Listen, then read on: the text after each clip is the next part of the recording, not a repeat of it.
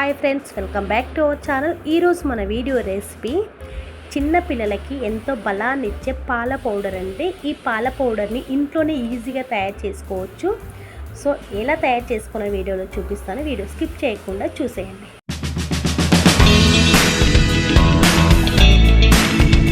ముందుగా ఒక ప్లేట్లోకి ఒక గ్లాసు బాదం తీసుకోవాలండి.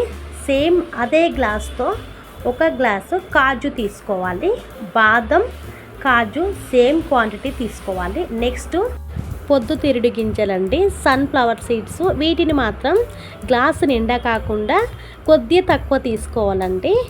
నెక్స్ట్ గుమ్మడి గింజలండి. గుమ్మడి గింజలు కూడా సేమ్ గ్లాసు నిండా కాకుండా కొద్దిగా తక్కువ తీసుకోవాలి.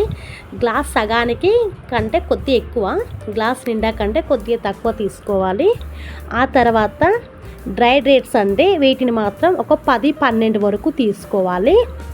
స్వీట్నెస్ కోసం అండి ఒక 10-12 మాత్రం తప్పకుండా తీసుకోవాలి. చక్కెర, బెల్లం వాటిని మాత్రం అస్సలు యూజ్ చేయొద్దండి, చిన్నపిల్లలు కాబట్టి. సో డ్రై డేట్స్ తీసుకోవాలండి.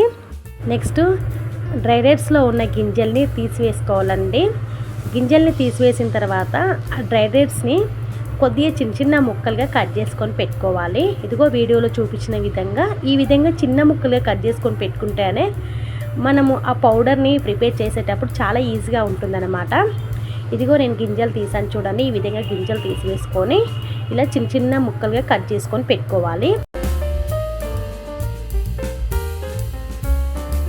నెక్స్ట్ వీటన్నిటిని డ్రై రోస్ట్ చేసుకోవాలండి. అందుకోసం ఒక వెడల్పున్న గిన్నెని స్టవ్ మీద పెట్టేసి చిన్న మంటలో బాదంని ముందుగా ఫ్రై చేసుకోవాలి. వితౌట్ ఆయిల్ అండి. ఆయిల్ అనేది అస్సలు యూజ్ చేయొద్దు.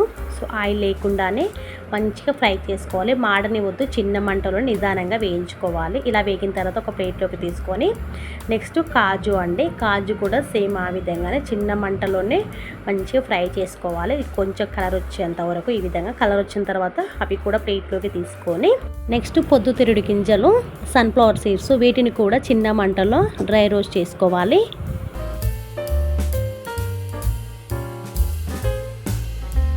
సన్ఫ్లవర్ సీడ్స్ డ్రై రోస్ట్ చేసుకొని ప్లేట్లోకి తీసుకున్న తర్వాత గుమ్మడి గింజలను కూడా ఈ విధంగానే మంచిగా ఫ్రై చేసుకొని ప్లేట్లోకి తీసుకొని పూర్తిగా చల్లారనివ్వాలి. వీటన్నిటిని పూర్తిగా చల్లారిన తర్వాత వీటన్నిటిని మిక్సీ జార్లో తీసుకొని మిక్సీ పట్టుకోవాలి. మిక్సీ పట్టేటప్పుడు మిక్సీ మోడ్ని ఓన్లీ 1 or 2 మోడ్లో పెట్టుకొని మాత్రమే మిక్సీ పట్టుకోవాలి. స్పీడ్ మోడ్లో పెట్టొద్దు, ఎందుకంటే ఇవన్నీ ఆయిల్గా ఉంటాయి కాబట్టి. ఒకేసారి స్పీడ్ మోడ్లో పెట్టి మిక్సీ పట్టడం వల్ల ఇదంతా ఏంటంటే పౌడర్లా కాకుండా ముద్దలాగా అవుతుంది. సో అలా కాకుండా చూస్తూ ఓన్లీ 1 మోడ్లో పెట్టుకొని మిక్సీ పట్టుకోవాలి. ఇదిగో ఈ విధంగా పౌడర్లా చేసుకున్న తర్వాత ఇప్పుడు ఈ మిక్సీ జార్లో నుంచి ఒక ప్లేట్లోకి తీసుకోవాలి పౌడర్ మొత్తం. నెక్స్ట్ ఈ మిక్సీ జార్లోకి డ్రై డేట్స్ వేసుకొని ఇప్పుడు మిక్సీ పట్టుకోవాలి.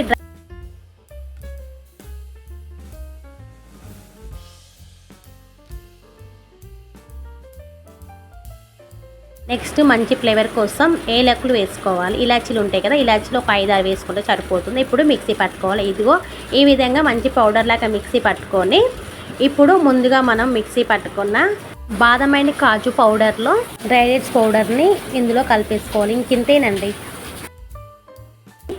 ఇంకా పిల్లల పాల పౌడర్. సో చాలా చాలా బాగుంటుంది.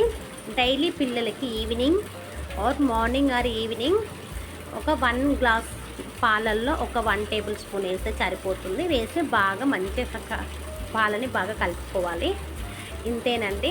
కొంచెం ఇంకా ఒక 2 years కన్నా చిన్న పిల్లలు అయితే కొంచెం పౌడర్ని ఎలా అంటే కొంచెం అది మెత్తగా ఉండాలి కాబట్టి పిల్లలు మింగలేరు, కొంచెం ఇలా గొంతులో తట్టినట్టు అవుతుంది. అందుకోసమని ఏం చేస్తారంటే ఈ పౌడర్ని కొద్దిగా జల్లెడలో వేసి మెత్తగా జల్లించండి. లేదు మా పిల్లలు తినగలుగుతారు, తాగలుగుతారంటే ఈ విధంగానే చేసుకోవచ్చు. ఇప్పుడు వీటిని ఒక స్టీల్ కంటైనర్లో వేసుకొని స్టోర్ చేసుకోవడమే. ఒక 10 రోజుల వరకు చేసుకోండి. మరి ఎక్కువ రోజుల వరకు ప్రిపేర్ చేసుకోవద్దు. సో ఇంతేనండి, చాలా బాగుంటుంది పౌడర్ అయితే. చాలా ఈజీగా సింపుల్గా చేసుకోవచ్చు. సో ఈ వీడియో మీకు నచ్చినట్టయితే లైక్, షేర్ అండ్ కామెంట్ కూడా చేయండి. థ్యాంక్ యూ ఫర్ వాచింగ్ అండి. మరొక వీడియోతో కలుద్దాం.